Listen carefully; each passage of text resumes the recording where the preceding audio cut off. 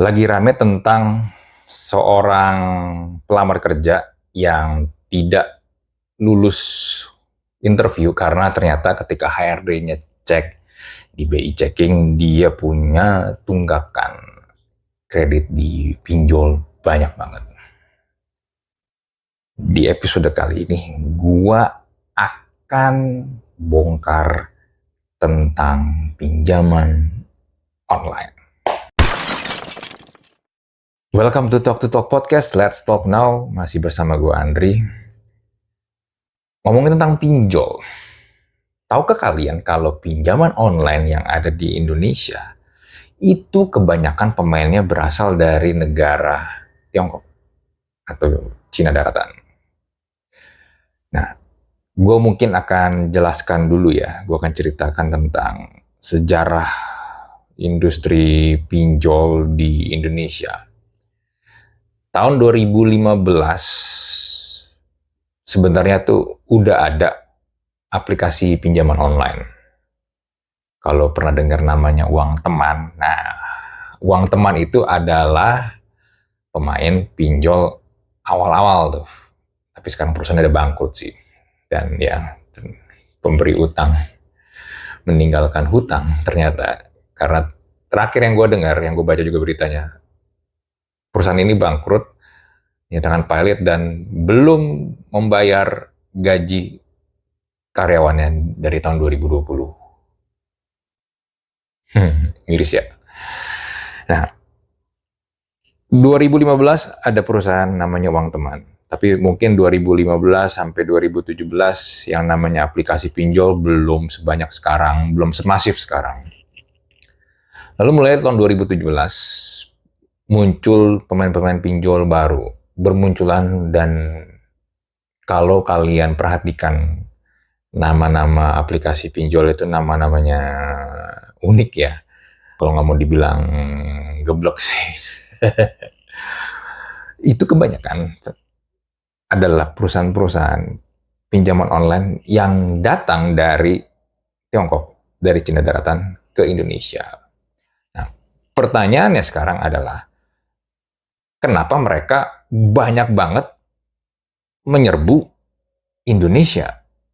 Nah, di Tiongkok, di tahun 2017, pemerintah di sana, pemerintah Cina, membuat peraturan melarang adanya pinjaman online dengan bunga yang mencekik.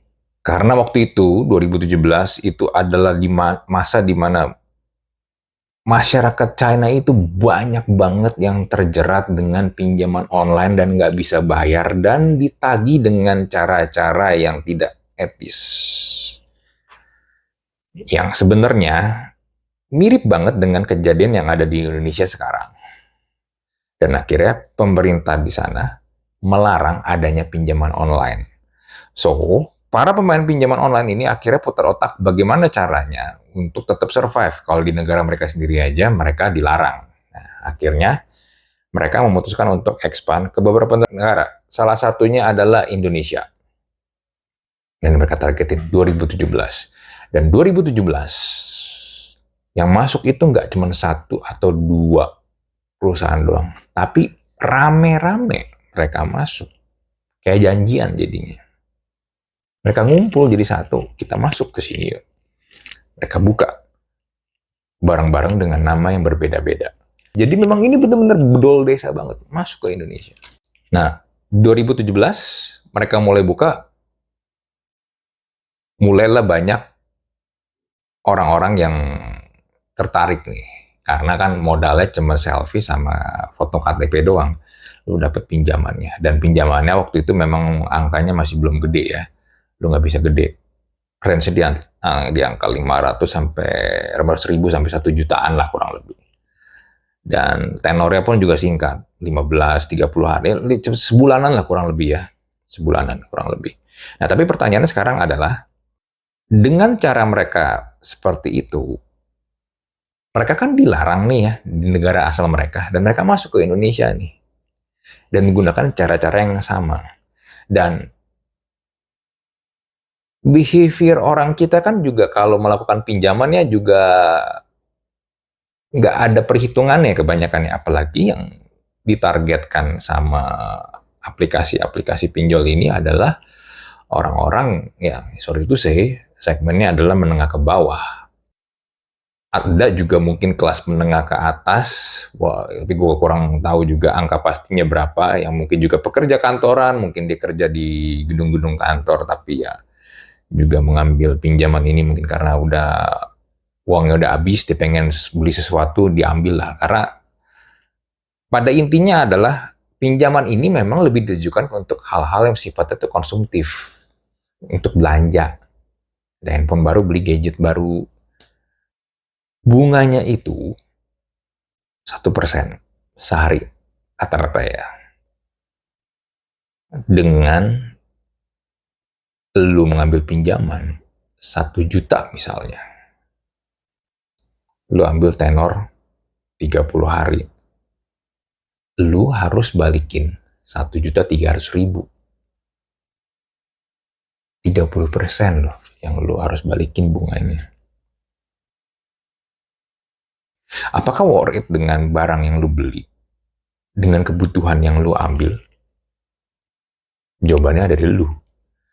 Tapi kalau ini lu ambil dengan tujuan untuk beli sesuatu, belanja sesuatu hanya untuk mengobati rasa FOMO lu doang,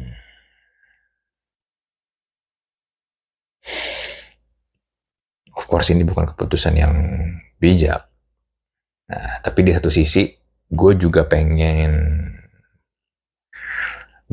menyorot kebijakan pemerintah juga nih terhadap pinjaman online ini.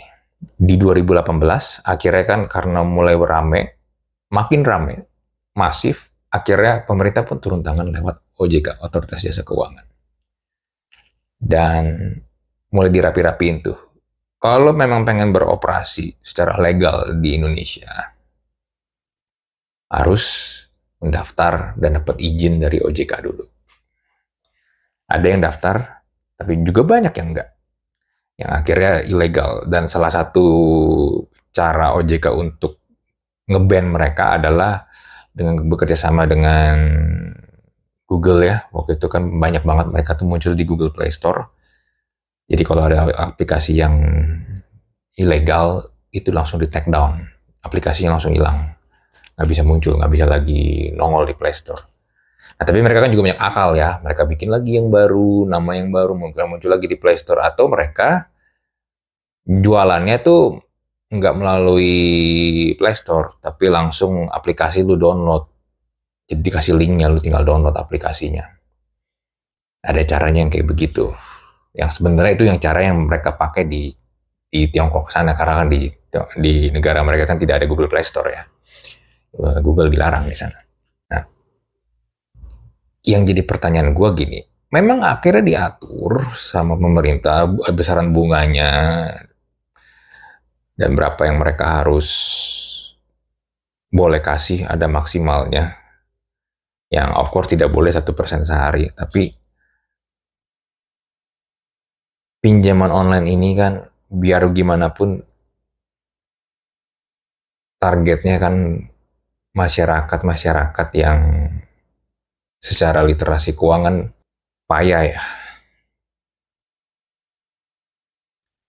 Dan gue ngelihat di negara asal mereka aja ini dilarang, tapi di Indonesia itu diberikan izin walaupun dikasih beberapa peraturan yang berujung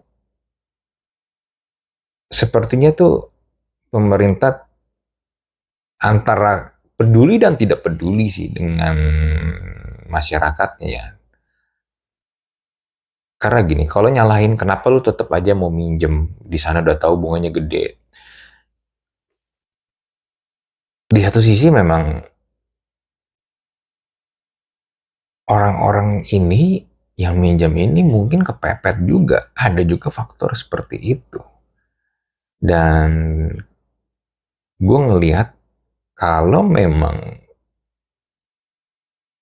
ini sesuatu yang tidak banyak manfaatnya, tapi lebih banyak kerugian, khususnya ke orang banyak ya. Malah terakhir ada berita kalau ada yang sampai bunuh temennya karena dia pengen ngambil tabungan temennya, dia lagi terjerat utang pinjol. Kan akhirnya banyak banget dampak-dampak sosial yang negatif dari output pinjaman online ini kan. Belum lagi nanti dikombinasi dengan judi slot online juga. Yang menurut gua harusnya memang aplikasi pinjaman online ini harusnya nggak perlu ada kalau menurut gua ya. Ada alasan kenapa orang-orang yang menjadi target pinjaman online ini yang memang tidak layak atau tidak dapat diberikan akses kredit. Karena mereka memang tidak bisa bertanggung jawab terhadap komitmen yang mereka ambil. Pinjamannya memang gampang, tanpa agunan, cukup selfie dan KTP, foto KTP doang. Tapi of course ada harga yang harus dibayarkan. Pinjamannya jadi gede banget bunganya. Ketika lu nggak mau bayar, lu diteror sama debt kolektornya. Ya, I don't know ya. Tapi ketika debt collector nagih dan lu memang minjem ya, mau gimana ya? Karena mestinya lu memang ada kewajiban buat balikin ya, bukannya jadinya lu playing victim. Itu yang mungkin akhirnya yang sebagian orang akhirnya juga jadi nggak simpati gitu sama yang korban-korban pinjol. Nggak bisa dibilang korban pinjol juga, sebenarnya lu adalah ya lu juga yang minjem kan. Ya tapi di satu sisi pemerintah juga nggak melindungi masyarakatnya gitu. Udah tahu ini aplikasi ujungnya nih bakal banyak masalah, tapi tetap aja dikasih izin untuk beroperasi.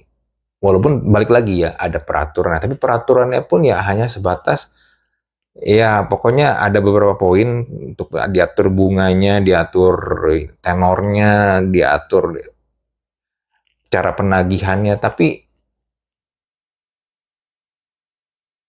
come on, di negeri asal mereka aja pemerintah aja melarang, tapi di kita diberikan kesempatan untuk boleh kalau mau beroperasi di sini, tapi lu daftar dulu ya sama gua gitu istilahnya. Dan lagi-lagi kalau ada masalah yang terjadi, yang disalahkan ya ujung-ujungnya tetap masyarakatnya. Kenapa mau ambil? Gue cuman bisa bilang, apapun yang terjadi, lu kepepet apapun, buat lu, jangan sekali-sekali ngambil pinjaman online. Apapun bentuknya ya. Nah sekarang juga bentuknya ada yang pay letter ya, lu belanja lu kasih pay letter biar lu dibayarin dulu, lu dapat barangnya. Tapi balik lagi, kalau lu nggak punya dananya untuk buat bayar balik, please stop.